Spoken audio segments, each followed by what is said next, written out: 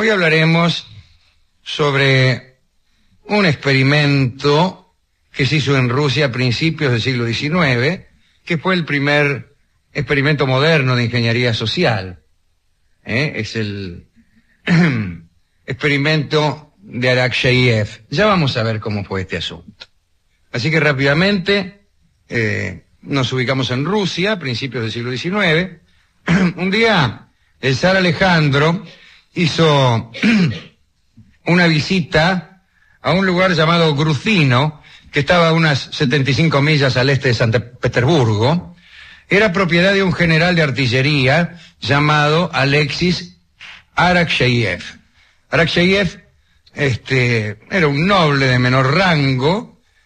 A la madre la conocían por el nombre de la holandesa, a causa de su pasión por los pisos bien cepillados, un rasgo que su hijo heredó. Esta pasión por los pisos cepillados es verdaderamente decisiva en el caso de Arakcheyev.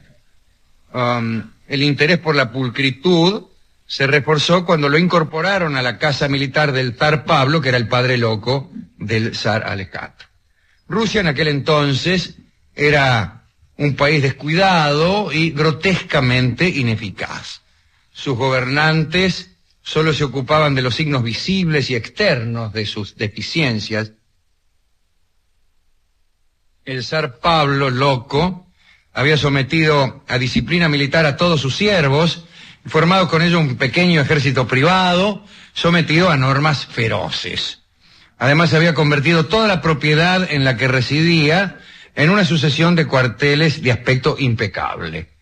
Alexis Arakcheyev se formó en esa tradición y la trasladó allí a Gruzino, pero con un estilo todavía más intenso. Bueno, hasta allí había llegado el zar Alejandro a visitar esta propiedad de Arakcheyev, que funcionaba de un modo muy particular. La propiedad tenía 35 kilómetros cuadrados, estaba habitada por 2.000 personas. El general había construido unas aldeas, modelo de ladrillo y piedra, había pavimentado los caminos, había formado un lago con isla incluida, construyó pabellones y torres, cada una equipada con un reloj, y los relojes imponían los horarios de trabajo, de comidas y de descanso, algo verdaderamente inaudito en Rusia. Los bosques y las espesuras donde los campesinos podían distenderse fueron extirpados, se prohibieron las parcelas privadas, las borracheras fueron castigadas y se intentó eliminar completamente el alcohol. Esto en una propiedad privada que tenían sus campesinos, que eran siervos de la gleba, verdaderamente todavía en el siglo XIX. La idea era conseguir que todos los campesinos trabajaran 10 horas diarias a lo largo del año, excepto los domingos. En teoría, Gruzino tenía algunas de las características del estado de bienestar, porque había un hospital, una escuela.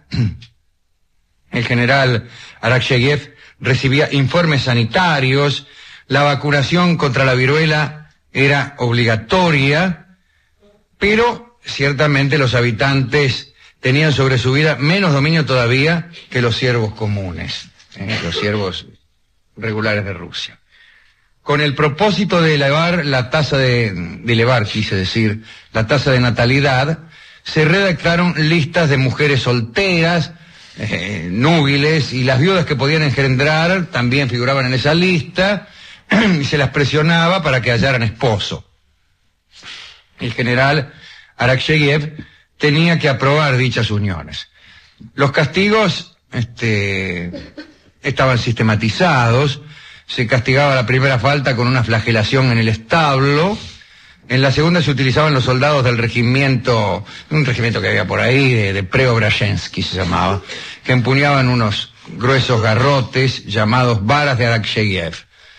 Todas las flagelaciones se anotaban en un libro de castigos y Arakcheyev inspeccionaba las espaldas de los castigados para comprobar que los castigos habían sido bien ejecutados.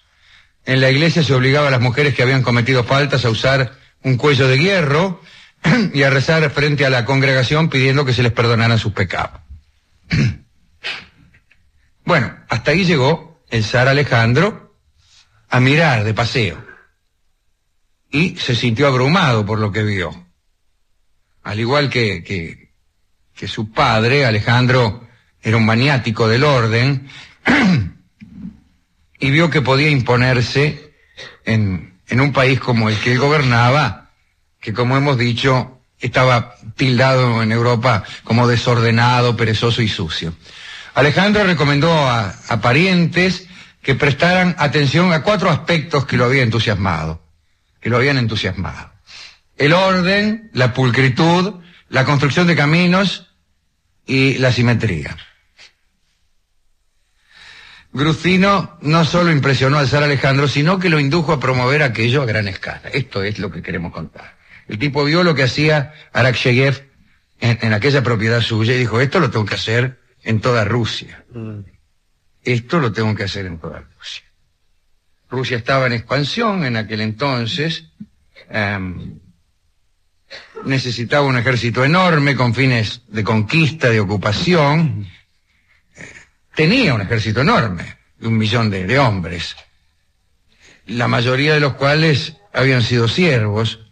Bajo el sistema de los decretos de reclutamiento, los terratenientes y las comunidades estatales campesinas debían entregar al ejército un número fijo de reclutas, y bueno, el servicio militar duraba 25 años, no mucho. El zar Alejandro vio un modo de resolver todos los problemas que tenía con la formación de sus ejércitos, ¿no? Decidió fundar una serie de colonias militares en todo el territorio ruso, según el modelo de Grucino. Serían islotes de pulcritud y orden. Con los métodos de Arakcheyev, reformaría gradualmente toda la campiña rusa, iba a retirar soldados de los cuarteles y los iba a transformar en campesinos soldados, que iban a cultivar la tierra y al mismo tiempo se iban a adiestrar militarmente. Las colonias suministrarían todos los soldados que Rusia necesitaba y al mismo tiempo producirían todo lo que los soldados requerían para morfar. Se autoabastecerían. Una idea genial, pensó el zar. Y puso a cargo de todo este asunto al propio Arakcheyev y le dijo que comenzara a trabajar inmediatamente. Muy bien, con ayuda de un batallón, Arakcheyev fue hasta unas parcelas de tierras que eran propiedad del emperador, de la corona rusa, ubicadas en la provincia de Mogilev. Allí vivía un grupo de campesinos libres que se habían reunido para formar una cooperativa y habían arrendado aquellas tierras por 3 años. Sin advertencia previa, en noviembre de 1810, el lugar fue rodeado por el batallón. Los campesinos que estaban construyendo sus nuevas casas fueron empujados, se les ordenó trasladarse al sur, a la región de Novorossiysk. El arriendo fue cancelado, bueno, fue terrible, la mayoría de los campesinos nunca llegó a su nuevo hogar, se murieron de hambre y frío en el camino. En el segundo intento, ya que ese consideramos que fracasó, la colonia fue instalada a orillas del río Volkhov, en Novgorod. En esa ocasión los campesinos ya estaban allí, se los incorporó al experimento sin advertencia y ni posibilidad de elegir, se expulsó a los comerciantes y después se cerró el territorio para que no entrara ningún extranjero. Ahí quedaste. Durante los 5 años siguientes se crearon decenas de esos lugares. Llegaban a un sitio, lo rodeaban e impedían que los campesinos se fueran de ahí y los sometían al nuevo régimen, construían colonias según el modelo de Arakcheyev. Había 750.000 hombres completamente separados del resto del país en esas colonias. Nadie que perteneciera al mundo exterior podía entrar y una vez que uno estaba en el interior ya no podía abandonar la colonia. Arakcheyev era un hombre de estatura mediana que vestía siempre un capote gris, morocho, la nariz parecía un zapato, nadie lo había visto reír jamás, tenía escasa educación y aunque tenía una biblioteca con 11.000 libros, nunca leía. Y el zar convirtió a Arakcheyev en su hombre de confianza. El mejor aspecto de aquellos experimentos fue la educación, militarizada de cualquier modo. Un elevado número de niños aprendió a leer y escribir. Cada asentamiento tenía una biblioteca, las escuelas, los hospitales, los cuarteles de bomberos, las salas de billar, incluso los restaurantes, era lo que impresionaba a los visitantes internacionales a quienes se los paseaba en visitas guiadas, ¿no? Era un tipo de visitas de propaganda que después fue muy utilizado en el siglo XX. Arakcheyev decidía en aquellas colonias cómo los campesinos tenían que poner los muebles de sus casas, planear los jardines y sobre todo cómo debían utilizar el tiempo libre, el escaso tiempo libre que se les concedía. La exagerada pulcritud destruía todo buen propósito. Los pisos de los hospitales estaban brillantes, los pacientes no se atrevían a caminar sobre ellos por temor a ser castigados, entraban y salían por las ventanas. Muchas instalaciones jamás eran usadas, solamente se las mantenía para someterlas a inspección. Solo para ser inspeccionadas eran, pero no para ser usadas. Arakcheyev detestaba que los hombres no se afeitaran, entonces ordenó a todos los campesinos que se cortaran la barba. Pero algunos pertenecían a cultos, como por ejemplo el de los viejos creyentes, que tenían para sí que afeitarse era pecaminoso y que la resistencia a la orden era el camino que llevaba al martirologio. Así en una colonia más de 200 hombres prefirieron que se los castigara, e incluso la muerte, antes de adaptarse al decreto. Mirá vos. Bueno, empezaron los enfrentamientos. Los campesinos se declararon en huelga, Arakcheyev la reprimió, castigó a los huelguistas con el Spitzruten, que era un castigo militar prusiano, en el que los condenados debían pasar una docena de veces entre filas de 1000 hombres, cada uno armado con una vara. Te rompían el mate, ¿no? Hay que decir que los generales que no estaban comprometidos con aquel método sintieron una sombría satisfacción, para no hablar de los campesinos que también la sintieron, cuando a Arakcheyev le sucedió una tremenda desgracia. Digamos que a pesar de sus actitudes puritanas, Arakcheyev llevaba una vida disoluta. Estaba casado con Anastasia, una señora, pero tenía un amante, una sierva llamada Nastasia Milkina. La había comprado. Después se enamoró de ella, le concedió la libertad y la puso al frente de todos sus dominios. Dicen que era gorda, alcohólica y que estaba picada de viruela. Con Arakcheyev tuvo un hijo llamado Shumsky, que era pelirrojo, rasgo considerado de mal agüero por entonces, y después también. Nastasia era tan cruel como su amante, pero parece que un día, después de castigar a quienes trabajaban en su casa, fue asesinada a puñaladas. Cuando Arakcheyev encontró el cadáver, casi enloqueció. Rehusó comer o afeitarse, se puso al cuello el pañuelo ensangrentado de la mujer y descubrió después a los asesinos, que eran unos sirvientes que trabajaban en la casa de él, se vengó de ellos, los sentenció a morir a golpes, no solo a los asesinos, sino a 24 servidores por complicidad, por no decir nada o por gusto nomás. Arakcheyev perdió autoridad cuando su protector, el zar Alejandro, murió. Y el golpe definitivo al sistema sobrevino en 1830, cuando una epidemia de cólera alcanzó a Rusia y los campesinos le echaron la culpa a las nuevas medidas sanitarias y a los hospitales. Pensaron que como aquello era lo nuevo, es decir, antes no había hospitales ni había epidemia de cólera. Ahora hay hospitales y hay epidemia de cólera, luego la causa de la epidemia de cólera son los hospitales. Es un razonamiento irreprochable. Sí, falacia de la causa reciente. Exacto. Se llama. Pues bien, se sublevaron entonces los campesinos. ¿Qué hace un campesino cuando cree que un hospital lo está perjudicando? Se subleva. Asesinaron a los funcionarios e incendiaron los hospitales y otros edificios públicos. Y Nicolás I, el nuevo zar, que nunca había simpatizado con el sistema, promovió cambios que lo destruyeron. Y así terminó aquel experimento, el primer experimento moderno de ingeniería social. Se llama ingeniería social a la creación por la fuerza de unas circunstancias y condiciones de producción. Por ejemplo, el traslado masivo de personas de un lugar a otro, el establecimiento de de asentamientos de producción artificiales, es decir, decididos desde una oficina. Sí, programados. Programado. Esto ha sido después muy común en la Rusia de Stalin y en la China. Pero hay muchos todo el tiempo. Hay muchos, algunos en menor escala, bueno, Hitler. Sí. Y otros en escala enorme, ¿no? Y son proyectos propios de las autocracias y de los regímenes totalitarios, donde no hay esencialmente la libertad de transitar,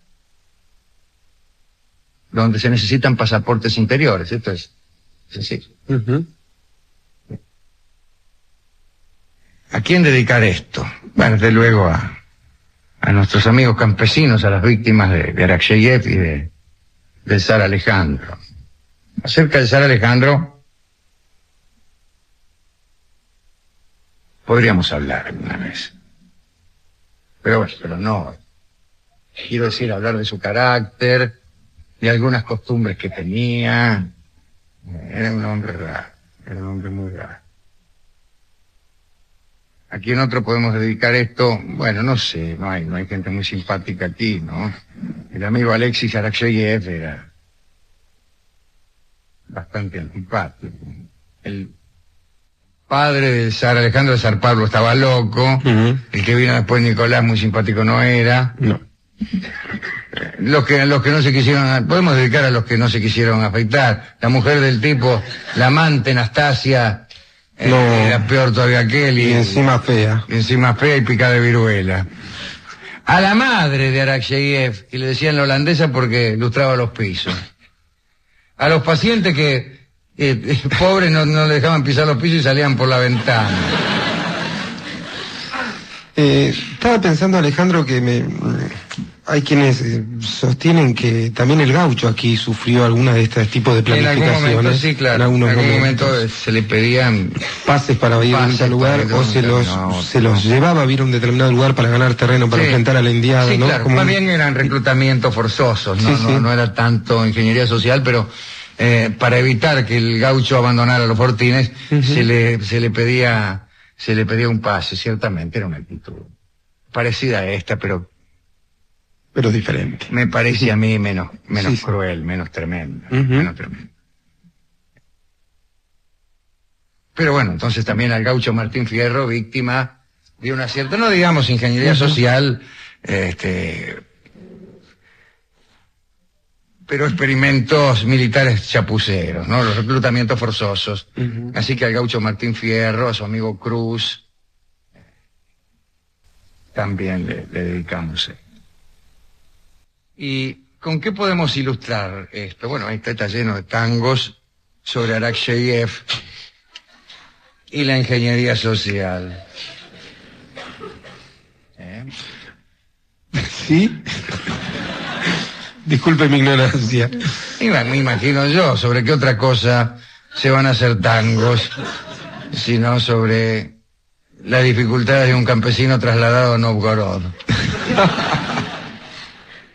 Esta obra que vamos a escuchar se llama El Desalojo, la canta Edmundo Rivero y seguramente ha sido inspirada en esta clase de experimentos. Cante pues don Edmundo Rivero El Desalojo para aquellos que han sido desalojados del lugar a que pertenecían, sea este un lugar físico y concreto, o a lo mejor también para aquellos que han sido desalojados de territorios espirituales que antes ocupaban. Y lo que es peor, para ser trasladados por la fuerza a otros. Que no querríamos ocupar. Que no quisiéramos ocupar. Adelante, don Leonel.